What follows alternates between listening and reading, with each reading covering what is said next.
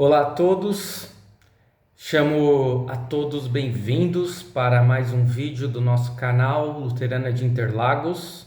É uma grande alegria ter vocês conosco neste vídeo em que nós queremos trazer a reflexão do último domingo, 18º domingo após Pentecostes. Estamos aí já no mês de outubro, iniciando hoje, dia 1º de outubro, já na finaleira do ano da igreja, que termina em novembro. Então aí já as últimas semanas praticamente. Claro, este mês teremos a reforma, mas estamos nessa época em que nós normalmente temos como foco o crescimento da igreja, o crescimento de nós como cristãos, como seguidores de Cristo, como discípulos. E a temática que eu gostaria de trabalhar hoje é a respeito da autoridade. Vamos para o texto de hoje? Eu quero que você abra em sua Bíblia o texto do Evangelho de Mateus, capítulo 21. Mateus 21, versículos 23 até 32. Mateus 21, 23 a 32. E o nosso foco será falar a respeito de autoridade. Meus amados, quando nós pensamos no conceito que nós temos hoje sobre as nossas autoridades, sobre as autoridades do nosso tempo, da nossa cidade, do nosso estado, do nosso país, as autoridades do mundo, qual é o conceito que nós temos delas? É um conceito bom? Bacana? Ok? Ou é um conceito mais ou menos, ou quem sabe temos um conceito ruim? Não precisamos pensar em nomes, em partidos propriamente ditos, mas pense aí. Eu teria vários exemplos de como as autoridades muitas vezes nos envergonham e nós percebemos como coisas não tão bacanas ocorrem na nossa cidade, no nosso estado, no nosso país e no mundo. Porque muitas vezes as autoridades estão preocupadas em exaltar o seu próprio nome. As autoridades estão preocupadas em receber, em serem servidas e não em servirem. Podemos pensar nas autoridades do poder executivo, do poder legislativo, do poder judiciário, as principais autoridades do nosso país, mas também em outras autoridades. E isso volta e meia repercute em nossa vida. Quando nós olhamos o texto do Evangelho de Mateus 21, antes de chegarmos ao texto propriamente dito, do versículo 23, é necessário observarmos que Jesus já estava na finaleira do seu ministério. Ele tinha entrado em Jerusalém daquele modo, bem humilde, montado em um jumentinho. As pessoas da cidade receberam Jesus de braços abertos, falando Hosana ao filho de Davi. E logo depois Jesus vai para o templo. E Jesus adentra o templo e se depara com cenas lamentáveis de pessoas comercializando no templo. E então Jesus se escandaliza com aquilo e expulsa os que estavam vivendo daquela forma equivocada. E aí nós percebemos que neste ato Jesus acaba incitando o ódio das autoridades por ele. Por quê? Porque os negócios que ocorriam no templo eram extremamente rentáveis. E aí Jesus, logo depois deste episódio, vai falar a respeito da figueira. E ele vai dizer então que a figueira que não dá figos, ela não serve, certo? E assim nós percebemos que Jesus está travando uma batalha árdua com as autoridades locais. A última batalha, a última semana, em que nós sabemos como seria o desfecho. Jesus seria preso, julgado, condenado, açoitado, executado, crucificado. Ele ressuscitaria no terceiro dia, mas, para as autoridades, o que era preciso ser feito era exatamente o que eles fizeram.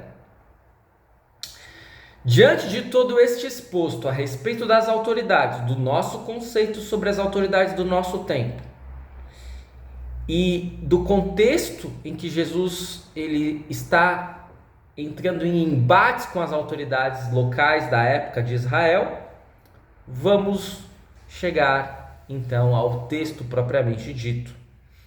Mateus 21, versículos 23 em diante. Eu farei uma leitura comentada, e aí com algumas intersecções, com algumas intervenções, melhor dizendo, e algumas pausas para nós refletirmos. Muito bem. Jesus chegou ao templo, então ele já tinha passado pelo templo, ele saiu do templo, ele voltou ao templo. E quando já estava ensinando, alguns chefes dos sacerdotes e alguns líderes judeus chegaram perto dele e perguntaram: com que autoridade você faz essas coisas? Quem lhe deu essa autoridade? E aí nós precisamos destacar: quem se aproxima de Jesus são as pessoas simples ou são as autoridades locais? Diz o nosso texto que são chefes dos sacerdotes. Não são nem os sacerdotes, são os chefes dos sacerdotes e líderes judeus. Claro, a sociedade israelita, judaica, era uma sociedade segmentada por camadas, não apenas camadas econômicas, mas camadas sociais, e havia partidos políticos, partidos religiosos, e dentre esses principais partidos havia os aristocratas, aqueles que tinham o maior poder, que estavam em menor número, mas que tinham melhores condições financeiras e mais poder.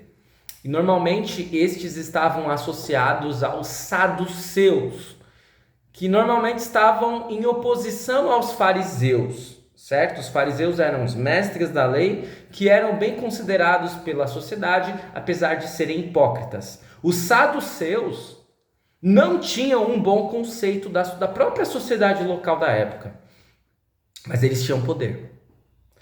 E aí essas autoridades, que não eram benquistas na sociedade, se aproximam de Jesus e perguntam: o que eles perguntam? Com que autoridade, Jesus, você faz essas coisas? E o que Jesus estava fazendo? Estava ensinando. Mas antes, o que Jesus fez? Expulsou os cambistas do templo, derrubou mesas, curou pessoas. A grande questão é: os saduceus queriam ser convertidos? Os saduceus queriam seguir Jesus? Ou eles estavam se sentindo ameaçados por Jesus e pela autoridade de Jesus?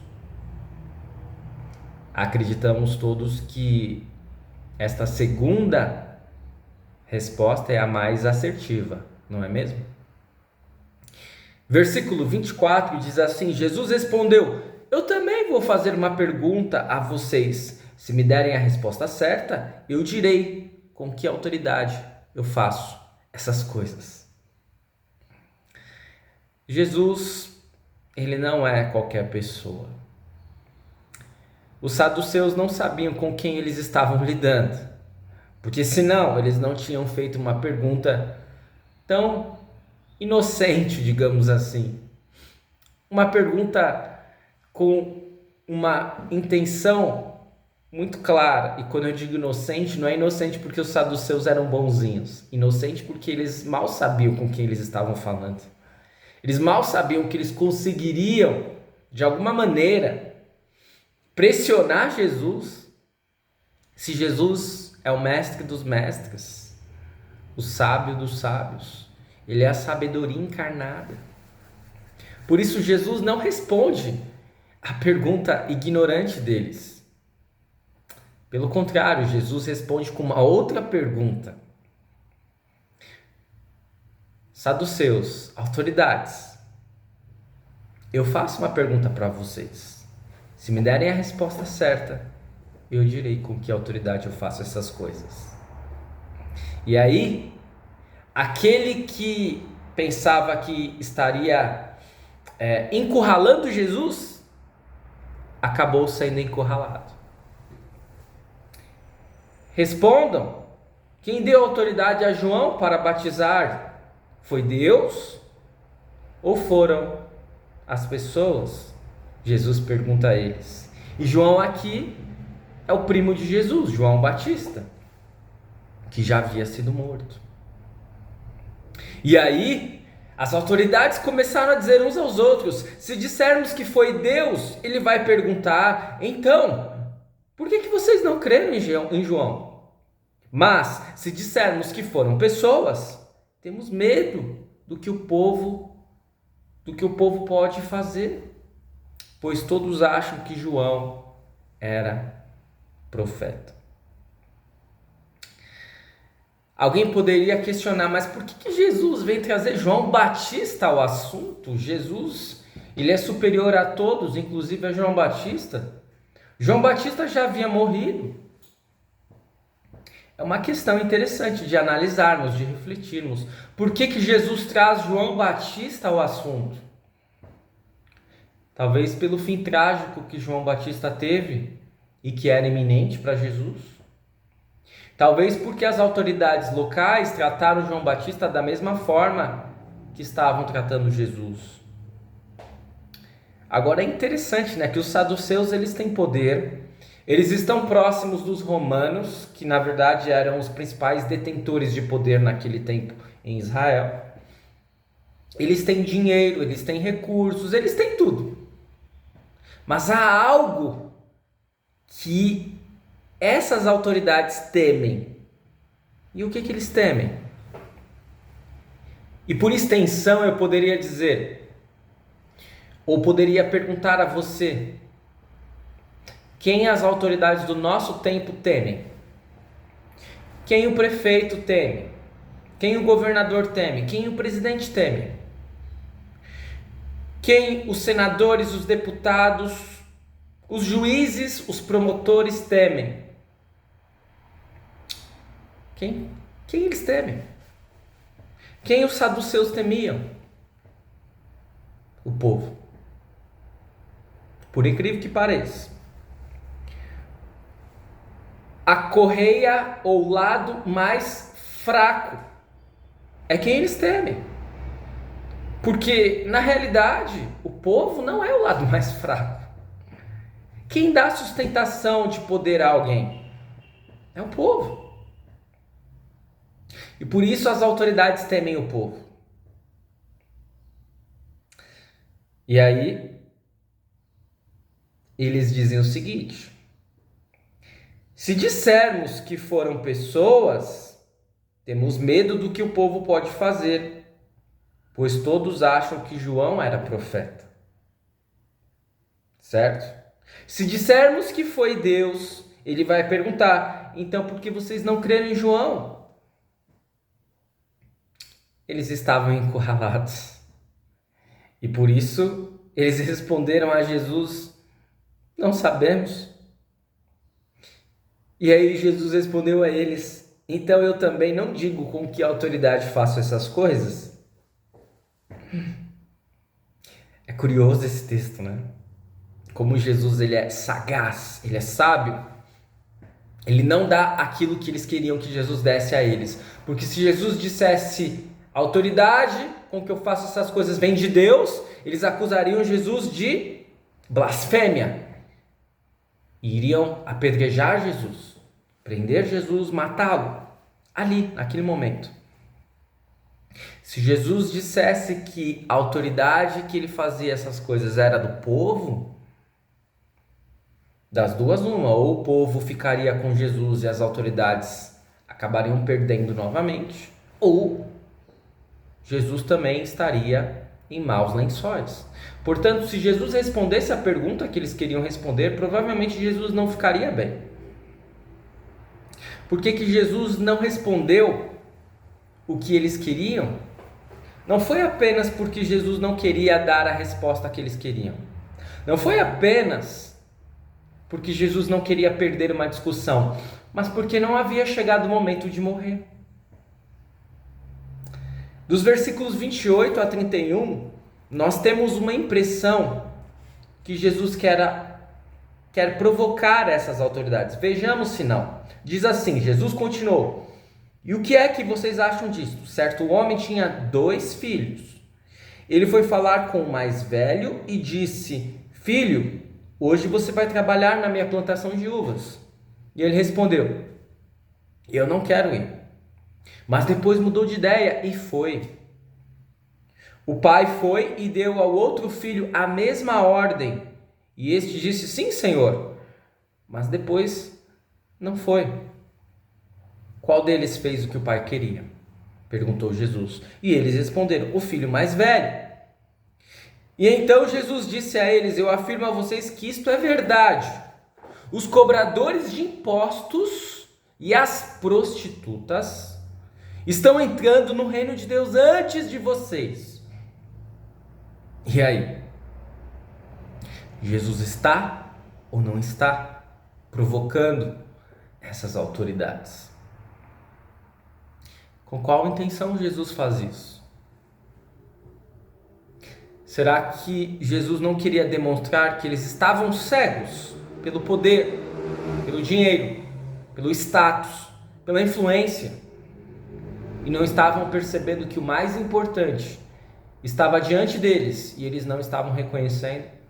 Quando pecadores notórios, como cobradores de impostos, que eram corruptos, que eram ladrões, que eram tidos como ladrões, e prostitutas haviam percebido isso quando entraram em contato com Jesus.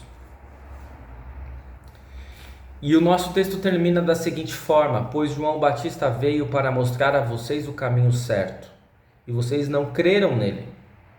E Jesus está falando, finalizando essa questão de João Batista. "Mas os cobradores de impostos e as prostitutas creram. Porém, mesmo tendo visto isso, vocês não se arrependeram e não creram nele."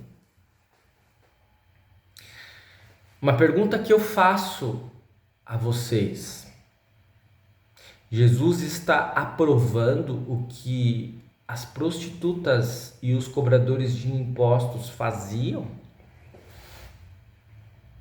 É óbvio que Jesus está escandalizando as autoridades locais, mostrando a eles que pecadores notórios, que faziam coisas que Deus abominava e que Deus abomina, haviam se arrependido, mudado de mentalidade, mudado de vida. Por isso que eles creram na mensagem de João Batista, que era uma mensagem de arrependimento. E aí então, eles precedem as autoridades no reino dos céus. Por quê? Porque mudaram de vida. Por quê? Porque se arrependeram. Portanto, nós precisamos deixar isso muito claro. No final das contas, Jesus não estava querendo provocar as autoridades no sentido deles terem raiva dele, no sentido deles queimarem de ódio. Não. Jesus queria fazer com que eles refletissem como que pecadores notórios estavam tentando mudar de vida, e eles, que tinham tudo para serem melhores pessoas, não queriam mudar. Com que autoridade Jesus faz as coisas que faz? Eis a questão não respondida por Jesus que os saduceus fizeram. Ora, Jesus não precisa da autoridade de ninguém. Ele é a própria autoridade. Ele cura por meio do seu próprio poder. Ele ensina aquilo que ele mesmo criou, que é a lei, que é a palavra. Jesus não faz nada com uma autoridade delegada. Ele é a própria autoridade. E vejam só, o maior dos maiores, o Senhor dos senhores, o Rei dos reis, ele se rebaixou, ele veio ao mundo, ele encarnou, ele esteve com pessoas difíceis, problemáticas, pecadoras, mas vis, por amor a essas próprias pessoas, por amor a você, por amor a mim. E talvez esta seja a principal crítica que nós tenhamos em relação às autoridades do nosso tempo. As autoridades do nosso tempo não querem vir aqui, elas querem estar sempre aqui. Elas veem as bases ao povo quando precisam do povo, quando precisam do voto, quando precisam da aprovação. Mas depois, elas esquecem o povo. Elas querem estar aqui. Elas não querem estar aqui. Quando elas vão até o povo, elas apenas querem usar o povo como massa de manobra. Não importa se é de direita, se é de esquerda, se é de partido A, X ou Y. É esse o modelo que nós temos em nosso mundo. São autoridades ruins, pois não se humilham, como o texto de Filipenses deste final de semana falou. Querem ter todo o orgulho. A autoridade de Jesus é uma autoridade completamente diferente, completamente superior. Agora, deixa eu dizer uma coisa a você, caro irmão, cara irmã. Nós não temos uma autoridade própria, nossa, para fazer nada neste mundo. Mas nós recebemos de Cristo Jesus a autoridade dele para perdoar pessoas, para anunciar o Evangelho e para apontar para o único caminho que conduz à salvação, que é Cristo. Você sabia disso? Você recebeu esta autoridade por ser um seguidor de Cristo? Portanto, que possamos fazer um bom uso da autoridade que nós recebemos, não para nos exaltar, não para nos colocarmos acima, mas para nos humilharmos como Jesus fez e para levarmos o amor de Cristo ao mundo. Para levarmos a autoridade, a única autoridade perfeita que nos salva. Eu espero que este vídeo tenha sido de proveito para você, para a sua vida, para a sua caminhada de fé. Continue seguindo o nosso canal, curta, comente, compartilhe e que estes vídeos possam continuar edificando a sua vida. Até o nosso próximo vídeo. Grande abraço.